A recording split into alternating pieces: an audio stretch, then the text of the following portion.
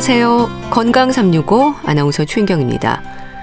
폐경을 앞둔 여성들은 갱년기 증상에 대한 두려움을 갖습니다. 평소 없던 당황스러운 증상들이 나타날 수 있기 때문이죠. 더웠다가 추웠다가 얼굴이 붉어지기도 하고 민망할 정도로 땀이 흐르기도 하죠. 증상을 심하게 겪는 분들은 기분 장애로 인한 우울감까지 이어지기도 하는데요. 갱년기 증후군으로 불리는 증상은 사람마다 달라서 증상 없이 지나기도 하고 아주 긴 세월 계속되기도 합니다. 어떤 차이인 걸까요? 또 여성들에게만 갱년기 증후군이 있는 걸까요? 중년 이후를 사는 남성들 역시 젊을 때와는 다른 몸과 마음의 변화를 겪을 수 있다고 하는데요. 여성과 남성 모두에게 찾아올 수 있는 갱년기의 위험과 증상을 한의학에서는 어떻게 설명하는지 오늘은 갱년기에 대해서 알아보겠습니다. 건강 365 김장훈의 세상의 그대를 속일지라도 듣고 시작하겠습니다. KBS 라디오 건강 365 함께하고 계십니다. 여성들은 폐경이 되기까지 폐경기를 거치면서 폐경을 짐작할 수 있는 증상들을 경험을 합니다. 폐경 전후로 있을 수 있는 증상들, 사람에 따라 차이는 있다고 하는데요. 어떻게 이해하고 증상을 조절하면 될까요? 경희대 한의대 한방여성의학센터 황덕상 교수와 함께합니다. 교수님 안녕하세요. 네, 안녕하세요.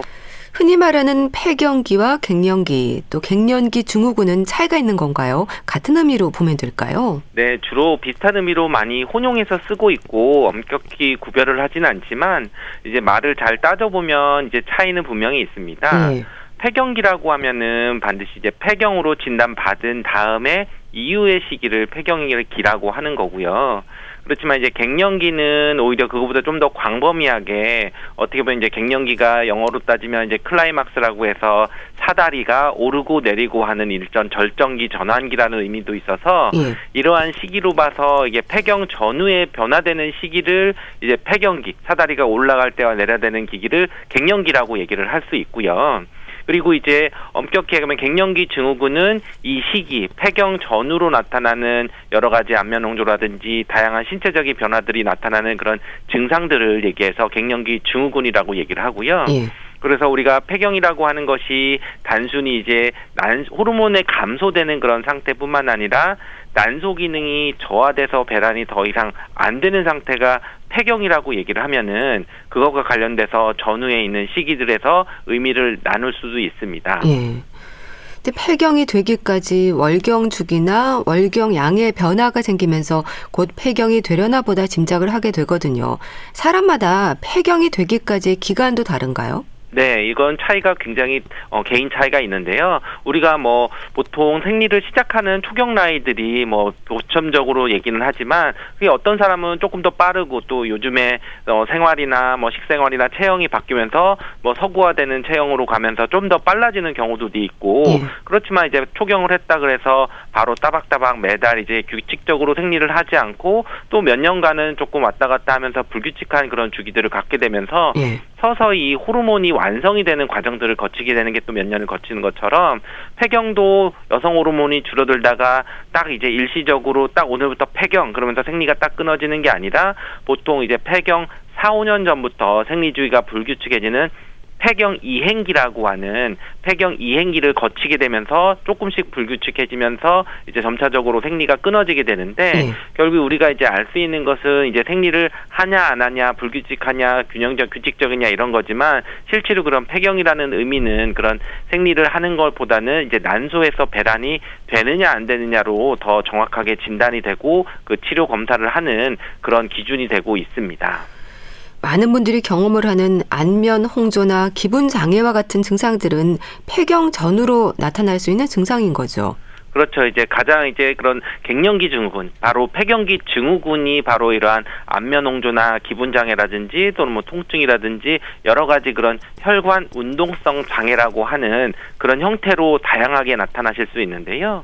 결국은 이제 이런 것들이 폐경이 되는 시점에서 딱 난소 기능이 멈추는 시점 전에 폐경 이행기 부분, 폐경이 오기 한 4, 5년 전에도 바로 이제 생리가 불규칙하면서 이런 것들이 좀 나타날 수가 있고요.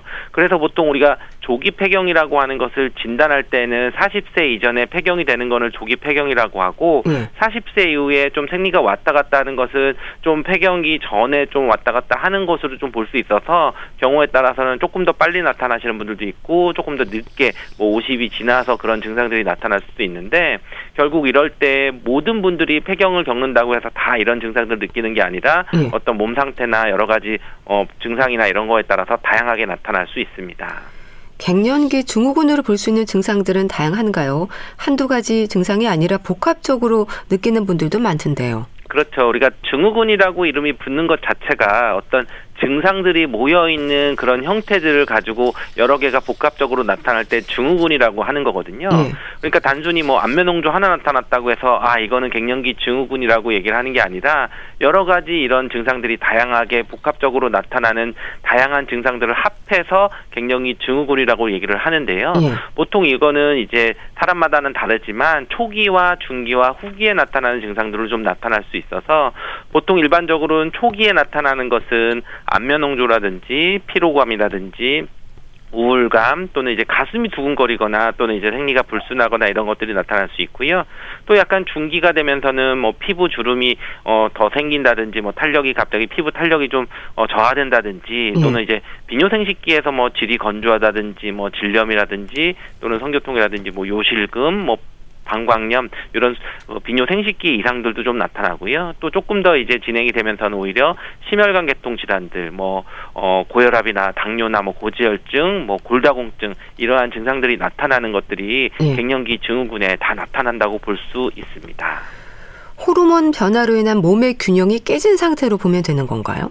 그렇죠. 가장 이제 갱년기가 되고 폐경이 되는 원인들을 보면 우리 몸에서 호르몬 변화들이 여성 호르몬이 생성되던 게 생성되지 않고 그렇기 때문에 오히려 난소에서 그 배란이 되는 것들이 기능을 하지 않아서 오히려 호르몬 변화가 깨지기 때문에 여성에 있어서 생리를 조절하고 여러 가지 그런 신체적으로 나타나는 것은 다 호르몬의 영향을 받거든요.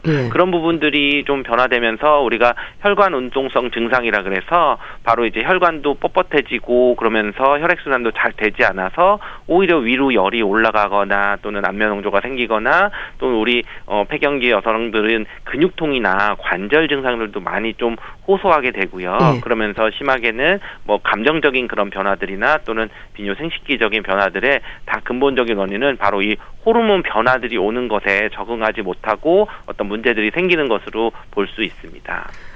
그런데요, 갱년기 증후군으로 표현되는 증상들이 짧게 지나기도 하지만 또 10년 이상 이어지는 분들도 있거든요. 차이가 뭘까요? 네, 이것은 이제 뭐 기본적으로는 여성 호르몬의 어떤 분비되는 그런 능력도 다를 수도 있고 바로 타고나는 그런 것들이 다 다릅니다. 결국 이제 난소 기능도 사람마다 타고나는 것이 달라서 초경이 좀 빠르면은 오히려 폐경이 빠를 수도 있고 그리고 또 우리가 계속 이제 일생을 살아오면서 어떤 생리를 계속하거나 또는 뭐 임신을 경험하고 출산을 경험하면서 오히려 이제 난소는 또 오히려 휴식하는 기간을 가질 수도 있는 거거든요. 또는 이제 난소에 이제 다른 질환이 있다든지 또는 뭐 종양이 있어서 또 수술을 하면서 난소 기능이 또 저하되는 그런 상태가 됐을 때는 오히려 폐경이 좀 짧아질 수도 있는 경우고 결국은 우리가 매달 한 번씩 호르몬 변화들이 생기면서 그런 것을 더 자주 하고 어떤 난소 기능이 더 빨리 줄어들 수 있는 그런 몸 상태를 겪었느냐 아니면은 그런 질환이 없이 이제 건강하게 임신 출산을 하면서 난소 기능도 좀 휴식을 취하는 기간들을 충분히 가지면서 이렇게 지나왔느냐 또는 어떤 다른 그런 스트레스나 또는 선천적으로 타고난 것들이 좀 다를 수 있냐 이런 거에 따라서 갱년기를 겪게 되는 것도 시기도 다르게 되고 갱년기 증후군을 좀 느끼는 것도 다른데 결국 이 폐경기가 됐을 시기에도 또 한의학에서 얘기하는 기혈의 그런 균형도라든지 피가 충분히 많고 수분도 많고 어떤 체력이 좀 받쳐주면은 갱년기 증상이 좀 짧게 갈 수도 있는 거고요. 그리고 이제 오히려 그런 것들에 대해서 계속 밸런스도 깨져 있고 균형이 많이 깨져 있으면은 갱년기 증상에 적응하지 못하고 굉장히 좀 오랫동안 또 4, 5년 또는 좀 길게는 뭐 10년까지는 좀 잘 안 가기는 하지만 오히려 길게 가시는 분들도 있고 또는 어떤 다른 대사질환이나 또는 약물 복용이나 이런 거에 따라서도 오히려 좀 영향을 미칠 수도 있고 개인 차이들은 많이 있습니다. 위로는 열이 올라오고 아래로는 얼음장 같고 한약에서는 이런 변화들을 어떻게 설명을 하나요?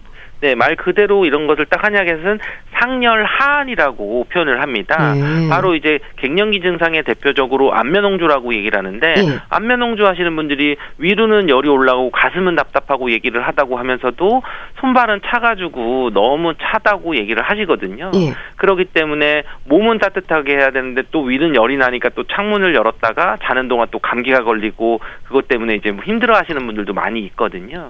결국 이제 상열하리라고 하는 것은 우리 몸에서 인체를 건강하게 하는 것은 열을 조절하는 그런 기능과 또 수분에 해당하는 좀 차가운 기능의 균형도를 맞추는 것이 가장 건강한 상태인데 예. 이런 갱년기 증상을 설명할 때는 바로 이 물과 불의 불균형 상태가 돼서 오히려 이제 음어화동이라 그래서 실제로 나는 갱년기 열에서는 실열이라고 해서 진짜 열이 있는 게 아니라 수분이 부족해지면서 생기는 가짜 열로 인해서 생기는 상열한 증상들이 생기는 것이 바로 이런 갱년기 증상들을 한의학에서 설명하는 그런 용어일 수 있습니다.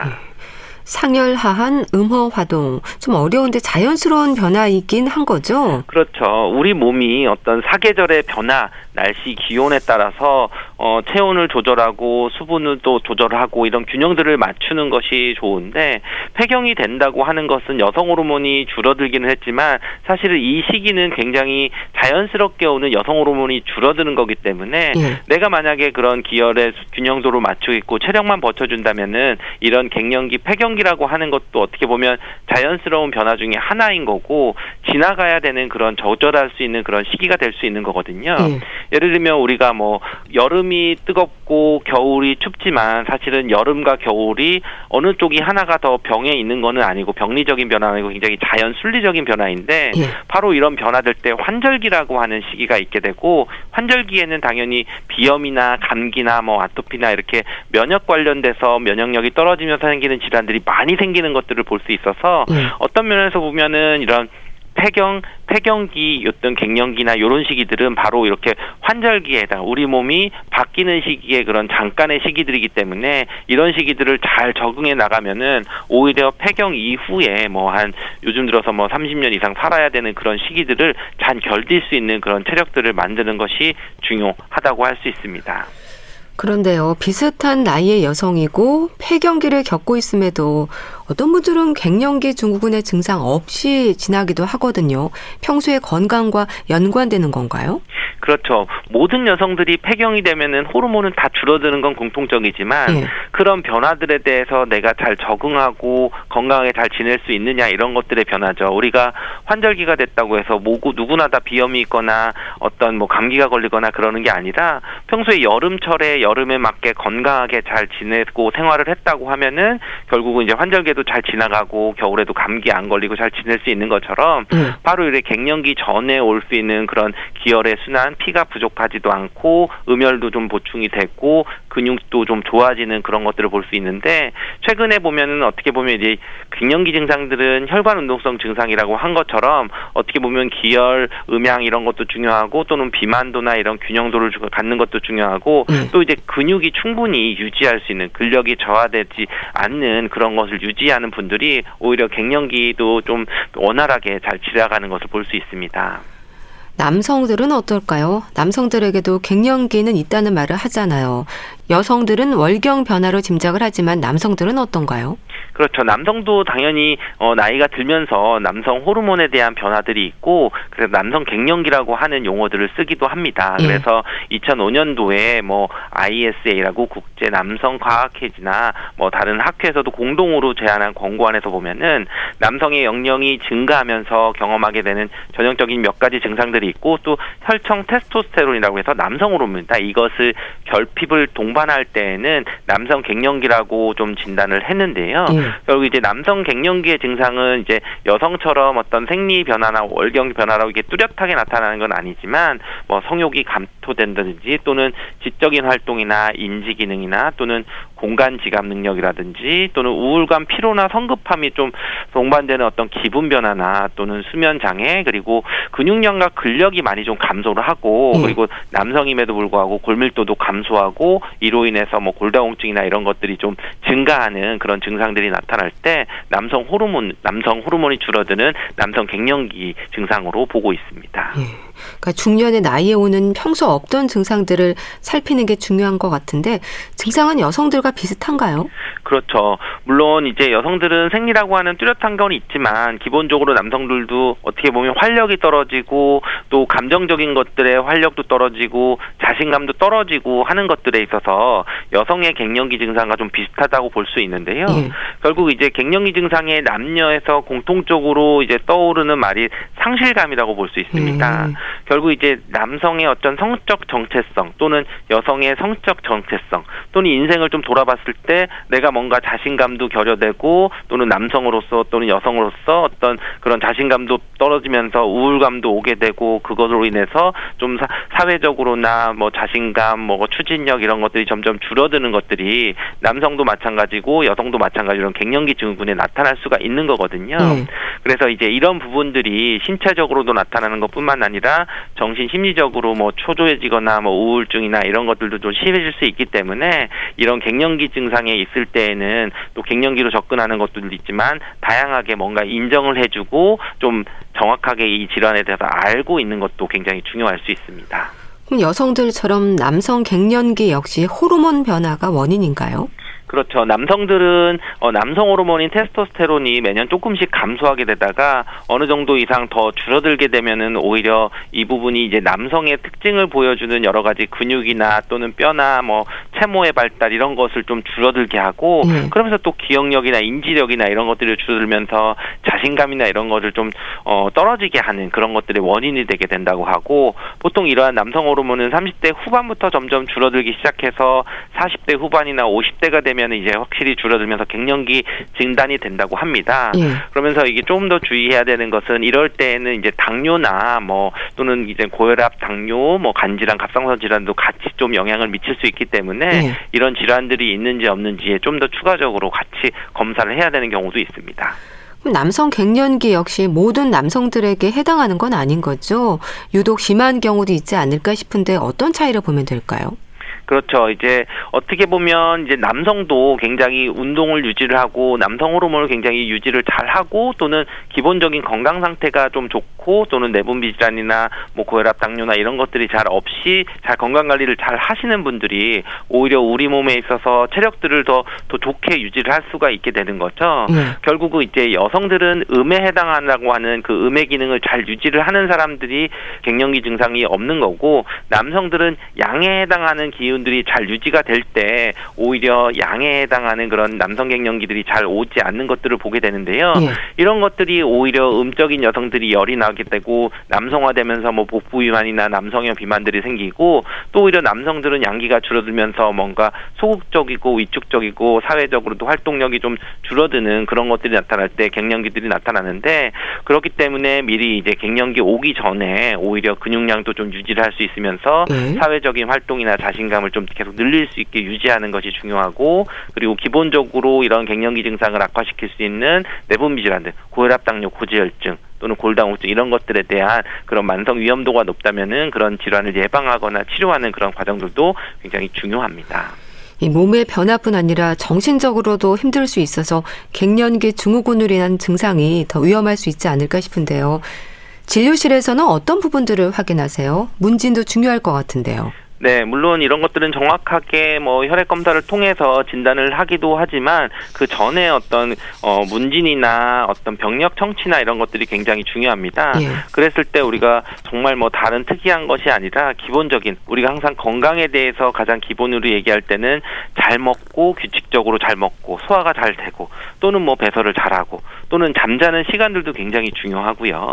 규칙적으로 잘 자면서 너무 늦지 않게 자는 거나 또는 이제 운동을 꾸준히 하는 하는 것들이 좋은지 나쁜지 여부에 대해서 근육량이 충분히 있는지 없는지도 굉장히 중요하거든요. 예. 그런 거를 바탕으로 해서 기본적인 건강검진에 해당하는 뭐 대사질환이라든지 내분비 질환이 있는지 없는지에 대한 여부들을 평소에 복용하고 있는 약이나 이런 것들에 대해서도 병력 청취를 하면서 지금 이제 가장 주요적으로 호소하는 그런 증상들이 갱년기 증상 때문인지 예. 아니면은 다른 질환으로 인해서 이런 증상이 나타나는지를 구별할 수도 있거든요. 그래서 그런 병력 청취를 하는 것이 굉장히 중요합니다. 예. 한약에서의 갱년기 치료, 여성과 남성 갱년기 치료는 다르게 진행이 될까요? 기본적으로 여성에게 있어서는 어쨌든 음기를 좀 보충해주고 음혈을 보충시켜준다고 해서 결국 이제 음호화동이라고 하는 것 자체가 화지만 열을 꺼주는 게 아니라 혈에 해당하고 음에 해당하는 것을 부족한 것을 채워주는 쪽으로 약을 쓰게 되는 것이고요. 예. 남성들은 양기가 부족하기 때문에 오히려 양을 보충시켜주는 보양지제로 되기 때문에 기본적으로 처방의 차이는 있습니다. 어떻게 보면 이제 여성 호르몬이라고 하는 것은 여성이 여성스럽게 갈 수 있는 그런 부분들을 하는 음에 해당하는 혈에 해당하는 것 또는 그런 기혈순환이 잘 안 되는 부분들의 문제가 될 수도 있고 네. 남성에게 있어서는 양허 뭔가 몸도 차지고 좀 몸도 작고 양기가 좀 줄어들고 하는 것들에 하는 이제 보양지제들을 같이 약이 들어가서 이런 것에 맞춰서 변증을 해서 오히려 이제 보신을 하거나 보양을 해주는 남성 호르몬 쪽으로 도움이 될 수 있는 그런 치료를 한다든지 여성 쪽으로는 자음시켜주거나 또는 보혈시켜주거나 또는 기혈순환이 좀 잘 되게 해주는 그런 쪽으로 치료를 하고 있습니다. 예. 침 치료 같은 경우는 그 주는 효과는 뭔가요? 네, 여성 갱년기 증상 중에 안면홍주의 침 치료가 굉장히 효과적이고 오히려 여성 호르몬을 쓰지 않는 비호르몬 조법으로 굉장히 안전하다고 하는 연구들은 굉장히 여러 연구에서도 보고가 되고 있고 많이 임상에서도 쓰고 있습니다. 그리고 또 여성 갱년기 증상 중에서 근육통들도 많이 올 수 있기 때문에 그런 해당 근육통에 대해서도 통증 치료를 할 수 있는 그런 침 치료나 뭐 전침 치료 또는 이제 약침 치료나 이런 부분들도 할 수 있고요. 그리고 침 치료가 갖고 있는 게 진통 효과뿐만 아니라 기혈순환이 잘 이루어지거나 또는 심신 안정을 가질 수 있기 때문에 이 시기에 오는 뭐 불면증이라든지 또는 불안하다든지 또는 뭐 좀 너무 화가 많이 올라가거나 이럴 때는 좀 열을 내려주는 자가 약침이라든지 황혈당 약침 같은 그런 약침 치료도 해서 여러 가지 침 종류 증상에 맞춰서 개선하기 위해서 치료를 하고 있습니다. 한약이 처방이 되기도 할 텐데요. 어떤 약재들이 또 쓰이나요? 일반적인 보약과는 좀 다르겠죠? 네, 그냥 일반적인 보약은 우리가 뭐 음혈을 다 보호한다 얘기를 하지만 갱년기의 어떤 증상에 따라서 열이 많이 나고 오히려 열을 꺼줘야 되는 그런 청열시켜주는 약을 쓸 때는 황금시오 같은 약들이 들어간 부분들이 많고요. 그리고 오히려 음호화동이라 그래서 체수분이 좀 부족하고 뭐 암구 건조증이나 몸도 관절에서 소리도 나고 피부도 많이 건조해지는 이제 음허해지는 경우는 뭐 숙지약, 맹문동 이런 약들도 들어가게 되고 또 이제 기운이 많이 떨어지고 뭐 식은땀도 나고 뭐 체력도 떨어지면서 양기도 떨어지면 이럴 때는 인삼이나 황기처럼 보기 보양시켜주는 약을 쓰기도 하고요. 그리고 이제 골다공증이 심하거나 어떻게 보면 오히려 보혈도 좀 약해지고 뼈도 약해지고 체력이 많이 떨어지면은 이럴 때 오히려 녹용이나 녹각처럼 보혈시켜주고 보양시켜주는 약을 쓸 수 있어서 우리가 갱년기 약에 쓰는 거는 일반적인 보약을 포괄을 하면서 그것과 좀 다르게 좀 청열시켜주거나 보기시켜주는 약으로도 좀 다르게 쓸 수 있습니다. 이거를 치료하지 않고 나이 때문으로 생각해서 참고 견딘다면 있을 수 있는 위험은 뭘까요? 다른 질환으로 이어지기도 할까요? 네, 기본적으로 이 폐경이라든지 하는 것은 생리적이기 때문에 이 폐경 자체 때문에 어떤 뭐 더 큰 질환이 오는 거는 아닐 수도 있지만 실제로 이런 폐경기에 또는 갱년기 증상에 나타나는 것이 가장 이제 심혈관계통 질환이라든지 골다공증이라든지 고지혈증 우리가 뭐 대체로 성인병 내분비 질환이라고 하는 질환들이 급격하게 위험성이 높아지게 되거든요. 그러니까 당장은 어떤 증상들을 참는 거는 하시더라도 치료는 하진 않더라도 정기적으로 이러한 내분비 질환이나 이런 질환들에 대해서 검사를 하고 그런 것에 대해서 개선을 하는 것이 결국 이제 삶의 질에서 굉장히 중요하고 예를 들면 우리가 뭐 환절기에 비염을 치료를 안 하고 내가 체력이 더 떨어지면 겨울에 되면 더 힘들고 더 추운 겨울을 견뎌지기 어려운 것처럼 이 갱년기에 대해서 건강 관리를 잘 하고 확보를 하셔야 또 이제 그 이후의 삶, 한 30년 정도를 살아가는 삶에 있어서 가장 체력들을 쌓을 수 있는 그런 중요한 시기라고 볼 수 있습니다. 증상 완화를 위해서 살필 수 있는 생활 습관들은 없을까요?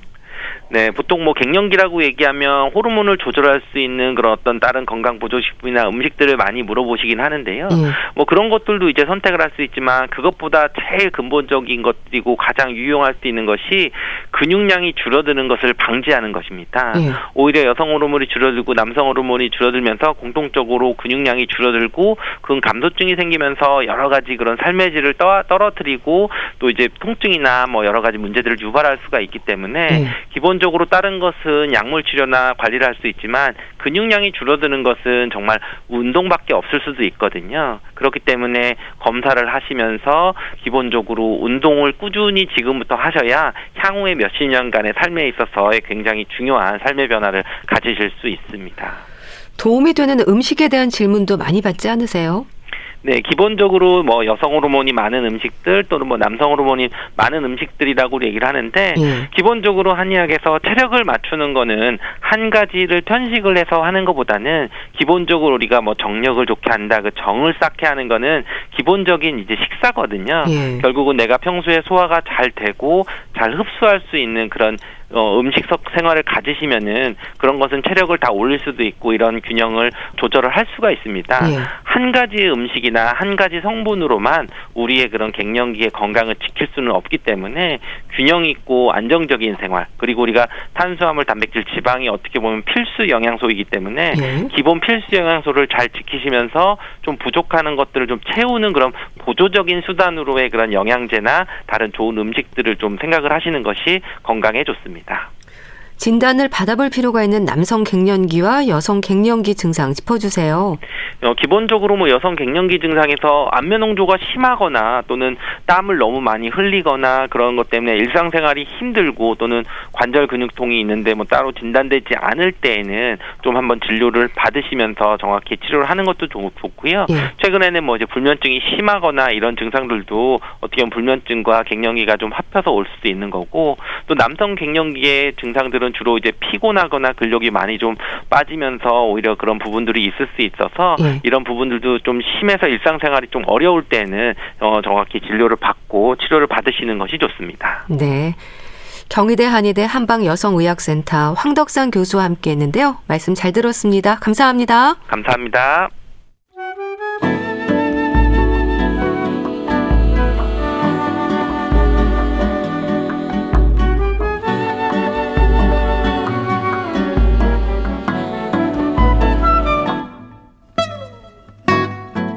건강한 하루의 시작. KBS 라디오 건강 365 최윤경 아나운서의 진행입니다. KBS 라디오 건강 365 함께하고 계십니다. 책으로 건강을 생각해보는 건강책 정보 북컬럼니스트 홍순철 씨와 함께합니다. 안녕하세요. 안녕하세요. 나는 장이 약한 걸까? 장에 문제가 있나? 많은 분들이 하는 말인데요. 책은 내 장은 왜 우울할까? 이렇게 지적을 하네요. 장 건강에 대한 내용인가 보죠? 그렇습니다. 장이 이 감정 표현을 할 수 있다면 아마 요즘 많은 현대인들의 장이 우울해, 힘들어 이렇게 이야기하고 있지 않을까 생각을 해보게 되는데, 요즘 다양한 질환들로 고생하는 분들이 많이 계시잖아요. 뭐 예를 들자면 뭐 과민성 대장증후군도 되게 많은 분들에게 고통을 주고 있는 병이고, 노화의 문제, 비만의 문제, 당뇨, 우울증, 뇌질환 이렇게 쭉 얘기하면 언뜻 공통점이 별로 없어 보이는 질병들이지 않습니까? 근데 사실 공통점이 있다고 그럽니다. 근본적인 원인이 같다라는 거예요. 그 원인이 바로 장 때문이라는 겁니다. 그러니까 과민성 대장증후군은 당연히 장 때문에 그렇겠지라는 생각이 드는데, 노화, 당뇨, 우울증, 뇌질환까지도 그 원인이 장 때문일 수 있다. 라는 것이죠. 오늘 소개해드리는 내 장은 왜 우울할까? 이 책의 저자는 저명한 심장병 예방학 전문이면서 세계적인 베스트셀러 밀가루 똥배의 저자인 윌리엄 데이비스란 분인데요. 이번 책 내 장은 왜 우울할까를 통해서 장 문제 때문에 발생하는 다양한 질병들에 대해 이야기를 하고 있습니다. 먼저 밀가루 똥배라고 하는 책을 다시 한번 좀 잠깐 소개를 해드리자면, 이 책은요, 오늘날 우리가 소비하고 있는 밀과 곡물이 더 이상 우리 옛 조상들이 먹었던 밀과 곡물이 아니다 라고 이야기합니다. 현대 우리가 먹고 있는 밀이 어떤 밀들인지 그 실체를 소개를 해요. 그리고 그것들이 우리 건강에 미치는 악영향에 대해서 이야기했던 게 바로 밀가루 똥배라는 건데요. 예. 그러니까 밀가루를 많이 먹으면 똥배가 나온다. 라는 내용의 책이었습니다. 예. 그 책이 세계적인 베스트셀러가 됐고 우리나라에서도 출간돼서 많은 분들에게 읽혔는데 이번에는 이 밀가루 똥배 문제를 그러니까 밀 소비를 줄이고 뭔가 건강을 위해서 노력하고 있음에도 불구하고 여전히 문제가 개선되지 않는 사람들이 있더라는 거죠. 네. 수면장애, 알레르기, 해결되지 않는 고통을 호소하는 사람들이 있기 때문에 그러면 뭐가 더 문제일까를 연구하다가 바로 장에 주목하게 됐다라는 건데요. 예. 장은 그동안 우리가 단순히 소화기관으로만 생각하고 있었습니다. 하지만 최근 들어서 장에 대한 새로운 해석들이 나오고 있죠. 장이 제2의 뇌다. 작은 뇌다. 예. 라고 이야기하고 있습니다. 그리고 장은 그 기관도 중요하지만 그 안에 살고 있는 수많은 미생물들이 우리의 건강을 좌우한다는 새로운 결과들이 확인되고 있는데요. 예. 현대적인 생활 방식이 어떻게 우리 위장관 속의 미생물군 구성을 무너뜨렸고 그로 인해서 과민성 대장 증후군, 노화, 비만, 당뇨, 우울증, 뇌질환과 같은 다양한 질병들이 발생하고 있는지 이 책을 통해 소개하고 있는 겁니다. 예. 그 밖에도 최근 들어 이제 우리나라에서도 이 문제에 대해서 많은 분들이 관심을 갖고 있는데 변비, 설사, 가스, 피로감 등을 일으키는 소장세균 과증식 시보라고 부르더라고요. 예. SIBO. 그리고 소장진균 과증식 이건 C4, SIFO라고 부르는데 예. 이 두 가지 질환이 어떻게 생겨나는지 그 부분에 대해서도 상세하게 다루고 있습니다. 참 연관되지 않는 것이 없네요. 최근 장 건강에 대한 책이 많이 출간되고 있던데요. 그만큼 장 건강이 중요하고 또 그럼에도 장 건강에 무심해서 그런 걸까요? 그렇습니다. 우리가 먹고 있는 식단을 한번 가만히 생각을 해보시죠. 예. 특히 요즘 빵 좋아하는 분들 정말 많잖아요. 너무 좋아하죠. 끊을 수 없는 게 빵인데요. 예. 근데 앞서 우리가 밀가루 똥배란 책에서도 이야기한 것처럼 예. 과거에 우리가 빵을 만드는 주 재료인 밀이 과거의 밀이 지금의 밀과 다르다라는 겁니다. 현대 밀로 만든 빵은 원래 150cm 높이였던 식물 이게 수천 번의 유전학적인 실험을 거쳐서 45cm 높이의 두꺼운 줄기와 굵직한 나단을 가진 작물로 바뀌었습니다. 예. 그러니까 이게 유전학적으로 변형이 된 거죠. 실제로 우리가 먹고 있는 밀이 바로 이러한 밀들이라는 겁니다. 왜 이런 변형이 생겨났느냐? 그냥 생산량이 많기 때문에 농부들이 수십 배의 작물을 수확할 수 있기 때문에 유전적인 변형을 거쳐서 이런 현대 밀이 만들어진 겁니다. 예. 그래야지만 수확량이 증가하면서 기아에 허덕이는 개발도상국의 굶주림을 해결하는 데도 도움을 줄 수 있었기 때문이었던 거죠. 예. 그런데 이렇게 유전자 변형을 한 밀을 많이 먹게 되자 인간이 지금 예상하지 못했던 결과들을 마주하고 있다는 겁니다. 예컨대 식욕 촉진부터 측두엽 간질 문제, 지루 문제, 셀리악병이라든가 이런 것들이 400%까지 증가하는 것이 바로 이 현대밀을 많이 먹고 있기 때문이다. 라는 분석이 나오고 있다는 겁니다. 예. 예전에는 희귀했던 제1형, 제2형 당뇨병이 최근 들어서 흔한 질병이 되고 있고 예. 살기 위해서 먹었던 인간이 이제 만족할 줄 모르고 계속해서 뭔가를 먹으려고 하는 식욕을 갖게 된 것도 이전과 달라진 인간의 식습관 가운데 하나인데 예. 무엇이 과연 인간을 이렇게 만들었는가? 현대 밀 섭취가 그렇게 만들었다는 겁니다. 이 밀 섭취가 인간 건강에 미친 결과가 너무나 파괴적이고 비정상적이기 때문에 저자는 현대 밀을 프랑켄슈타인 곡물이다 라고까지 표현하고 있는데요. 그리고 이러한 현대 밀뿐만이 아니고 여러 가지 가공식품과 초가공식품을 많이 먹으면서 우리의 소화기관은 이미 병들 대로 병들었다라고 지적하고 있는 겁니다. 어느 분이 먹는 일에도 조심성이 필요하다는 말을 하던데요. 소화기관이 병들었다는 지적이 많은 걸 또 생각하게 하네요. 그렇습니다. 이 장에 문제가 생기면 단순히 장만 문제가 있는 게 아니고 다른 기관으로도 문제가 발생할 수 있다는 거죠. 예. 우리 장 속에는 미생물뿐만이 아니고요. 면역세포의 70%가 분포하고 있다고 그럽니다. 예. 이런 것들이 서로 상호작용을 하면서 우리의 정신 건강에 영향을 미치고 있는 거죠. 실제로 장내 미생물이 면역질환, 예를 들어 아토피라든가 류마티스 관절염이라든가 또 대사질환, 비만, 당뇨 같은 것들이고요. 또 우울증, 치매 같은 뇌질환 이런 것과 연결되어 있다는 보고가 최근 들어 늘어나고 있다는 거죠. 예. 그러니까 장 건강이 이런 데도 영향을 미칠 수 있다는 겁니다. 네. 일반 사람들과 치매 환자 20명을 장내 미생물 구성을 분석을 해봤다고 그래요. 그러자 치매 환자의 경우 유익균과 유해균의 불균형이 상당히 심한 것으로 나타났다고 그럽니다.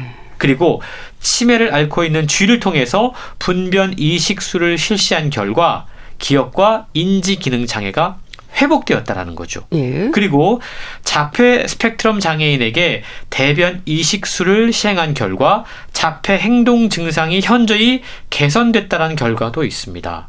이게 뭐냐면 장내 미생물의 불균형을 회복을 하면 지금 앞서 치매라던가 자폐 행동의 개선까지도 올 수 있다는 것이 과학적으로 증명이 되고 있다는 거죠. 예.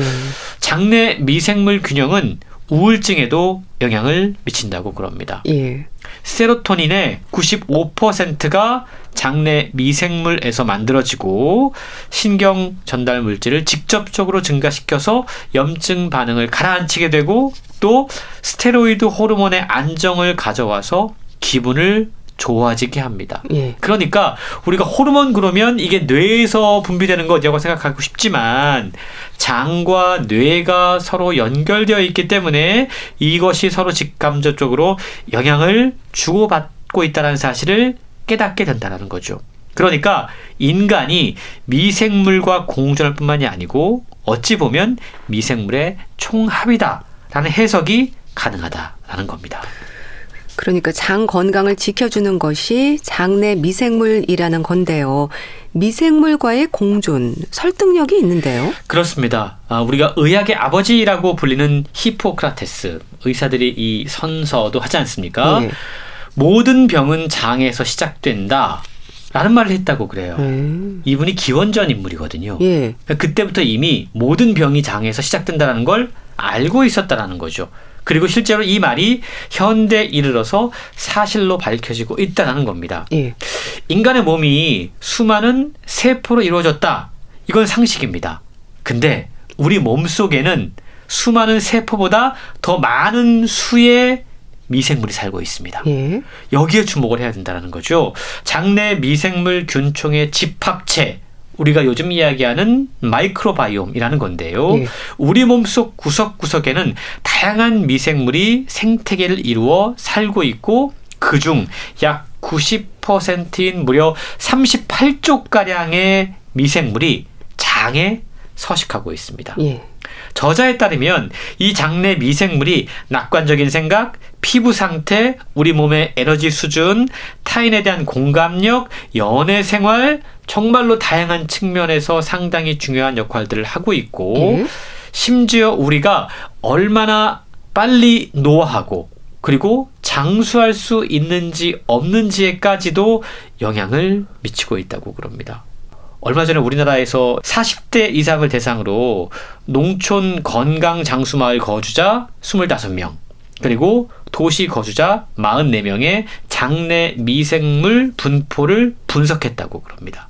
그러자 장수마을에 살고 있는 분들이 건강에 이로운 장내 미생물 보유 비율이 도시 거주자들에 비해서 무려 3배에서 5배 이상 높았다는 사실을 확인했다고 그럽니다. 그러니까 적당하게 알맞게 균형을 이루는 일이 장내 미생물에도 해당이 되는 거네요. 그렇습니다. 균형이 참 중요하죠. 예. 근데 참 어렵기도 합니다. 맞아요. 이 장에 살고 있는 미생물은 수천 세대가 지나면서 숙주인 인간과 공존하도록 진화했습니다. 이 관계가 너무나 가깝기 때문에 사실 지구 어느 곳도 아닌 인간의 위장관에서만 서식하는 세균종, 미생물도 있을 정도라고 그래요. 예. 한 예로 인류가 수백만 년 전에 영위했던 삶을 그대로 지금도 지키고 있는 극소수의 원주민 민족들이 있습니다. 이들은요, 항생제를 비롯한 현대 마이크로바이옴 붕괴 요인에 노출되지 않았다고 그럽니다. 예. 우리가 잃어버린 미생물종을 아직 몸속에 갖고 있는 원주민들이거든요. 이분들은 위궤양, 위산 역류, 치액, 변비, 과민성 대장 증후군, 크론병, 결장암 이런 장 관련 질환을 하나도 앓는 경우가 없다고 그래요. 그래서 인류학자들은 현대인들을 자주 괴롭히는 이러한 질병들을 문명병, 문명의 질병이라고 부르고 있다는 거죠. 예. 그러면서 우리 현대인들은 도시에 살고 있는 사람들은 이게 이제 중요하다는 걸 아니까 영양제를 섭취를 합니다. 맞아요. 건강 보조식품을 복용을 합니다. 예. 그 가운데서도 요즘 가장 큰 인기를 끌고 있는 게 프로바이오틱스라고 하는 거죠. 유익균입니다. 예. 우리 몸에 좋은 역할을 하는 균. 이게 최우선순위로 꼽히는데 그만큼 장 트러블을 겪고 있는 사람들이 많고 있고 장 건강이 여러 가지 일상의 질을 좌지우지한다는 사실을 많은 분들이 알고 있다는 거죠. 프로바이오틱스 제품이 장 건강의 만병통치약처럼 지금 여겨지고 있지만 저자는 이렇게 이야기합니다. 이 프로바이오틱스 상태도 제가 앞서 균형이 중요하다고 말씀드렸잖아요. 예. 이미 우리 몸속에 많이 갖고 있는 분들이 있다고 그럽니다. 근데 이분들이 오히려 유익균이라고 해서 많이 먹으면 오히려 균형을 깨트릴 수 있기 때문에 좋지 않을 수 있다는 거죠. 그래서 개인의 장내 미생물 생태계 환경에 따라서 이 보조제가 효과가 있을 수도 있고 없을 수도 있다. 이 사실을 기억해야 된다라고 이야기를 하고 있습니다. 그럼 장내 미생물의 균형이 무너졌을 때 우리 몸에는 어떤 변화가 생기는 걸까요?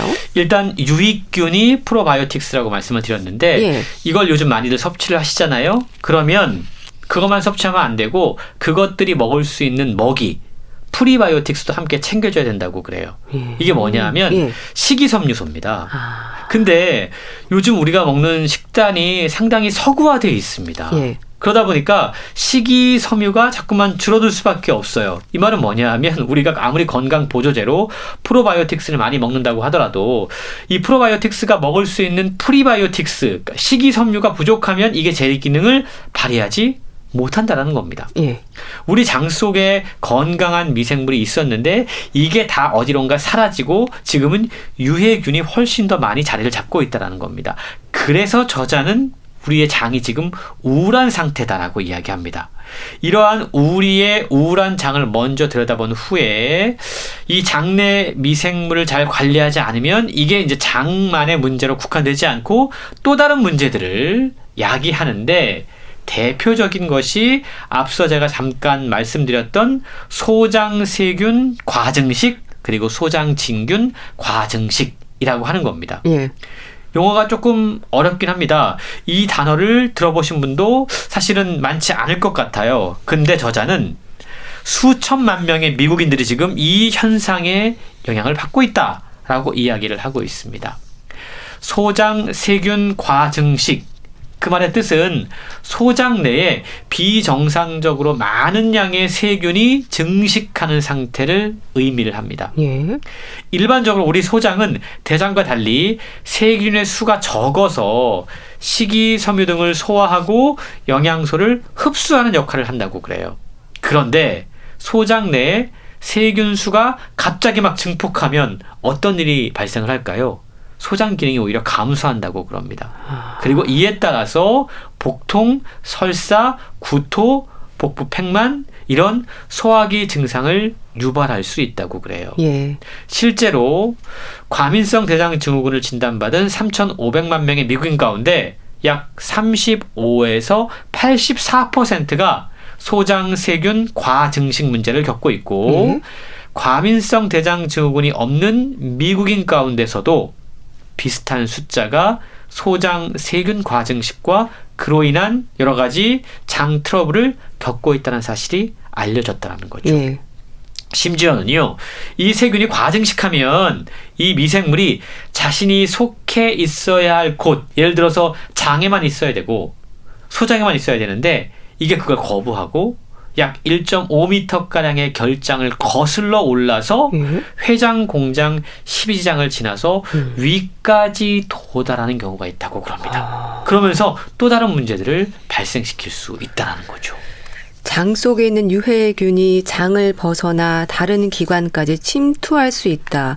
사실 이런 생각을 하면 조심할 텐데 우리가 잘 모르거든요. 그렇습니다. 그래서 이런 책을 통해서 이 장 문제가 단순히 장의 문제가 아닌 또 다른 기관으로의 문제로 발생할 수 있다는 사실을 기억을 해야 되는데요. 예. 책의 후반부에는 이런 중요한 장을 다시 건강하게 회복시킬 수 있는 방법이 소개가 되고 있습니다. 마치 정원의 식물을 세심하게 가꾸듯 오염된 장을 돌보고 건강한 미생물을 다시 심어가는 로드맵을 알려주고 있는데요. 요즘 유행하는 이 프로바이오틱스 제품을 구매할 때 어떤 점들을 고려해야 되는지, 예. 또 올리브유라던가 오메가3 지방산 이런 것들이 장세포와 점막의 치유와 어떤 관계가 있는지, 그리고 제일 마지막 장에서는 상쾌한 장 만들기 4주 프로그램이 소개가 됩니다. 네. 이건 뭐냐면 마치 망가진 정원을 다시 복구시키는 4주 프로그램이라고 생각하시면 돼요. 그래서 일단 오염된 장을 청소하고 토양을 잘 마련하고 또 여기에 일단 먹지 말아야 될 것들이 있어요. 예. 당류, 아스파탐, 예. 사카린, 밀과 곡물 이런 것들을 줄이고 대신 많이 먹어야 될 것들이 있습니다. 비타민 D, 예. 오메가3, 마그네슘 이런 것들을 섭취하면서 토양을 잘 회복시켜야 된다고 그럽니다. 그리고 요즘 많은 분들이 또 챙겨 먹고 있는 이 커큐민이라고 하는 게 있는데요. 예. 이게 강황 성분이 주성분이라고 하지 않습니까? 예. 이걸 통해서 장 내벽을 재구성하는 것이 필요하다라고 이야기합니다. 이런 식으로 우리 장이라고 하는 몸속 정원에 토양을 다지고 씨를 뿌리고 물과 비료를 주고 미생물 정원으로 가꾸어주는 법이 책에 소개가 되고 있는데요. 이렇게 우리의 장이 잘 예쁘게 정원처럼 가꾸어지고 나면 건강한 피부, 빠른 치유 속도, 젊은 근육과 근력, 우리 몸의 생체 시계를 적어도 10년까지 되돌릴 수 있다라고 이야기하고 있습니다. 예. 몸의 생체 시계를 적어도 10년까지 되돌릴 수 있다. 장 건강을 위해서 제시하는 방법들에 좀 관심을 가질 필요가 있겠는데요. 내 장은 왜 우울할까 생각해 봐야겠습니다. 북컬럼니스트 홍순철 씨 잘 들었습니다. 감사합니다. 고맙습니다. 정미조의 휘파람을 부세요 보내드리면서 인사드릴게요. 건강365 아나운서 최인경이었습니다. 고맙습니다.